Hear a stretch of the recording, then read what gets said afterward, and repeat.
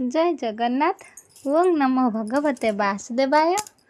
Friends, stotram and cooking YouTube channel को आपण मानक स्वागत।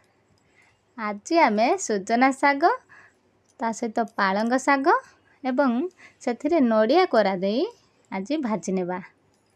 चलतु आम देखा केउं भली आम सुजना शाग पालंग शाग नड़िया कोरा दे भाजुछु। प्रथमे सुजना शाग को काटी नेलु, से पालंग शाग को मध्य काटी नेछु। एठी नड़िया कोरा है रखा जायछि। सुजना शाग पालंग शाग को भल भाव में दही आनीचु। से मसला पाई आम नेछु रसुण आउ गोटा जीरा ताको दर छेचा करनेबा। दर छेचा करने से आम पकाइबा। नड़िया को एठी कर नेछु।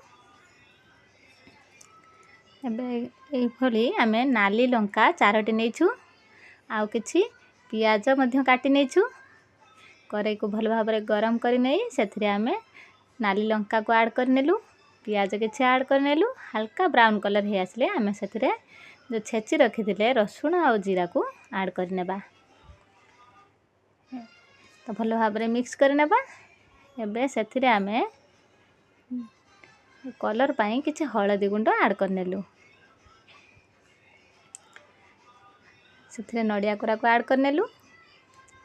हल्का ब्राउन कलर हवा जाए टिके भाजी नेबा। से आम धोई रखि शाग को ऐड कर नेबा। हल्का ब्राउन कलर हे आसला आम एबे ऐड कर नेबा शाग को। शागर स्वाद पाई आम किछि लूण ऐड कर नेबा।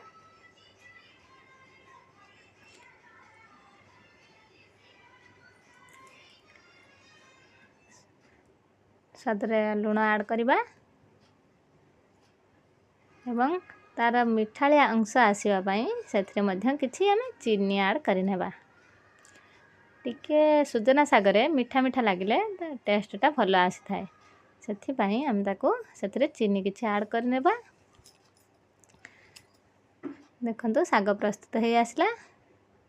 यही परी शाग प्रस्तुत करी खांतु एवं केमिति लागिला कमेंट रे जणांतु। जय जगन्नाथ। रहिली आउ एक नुआ रेसिपी को आपण मानकु अपेक्षा।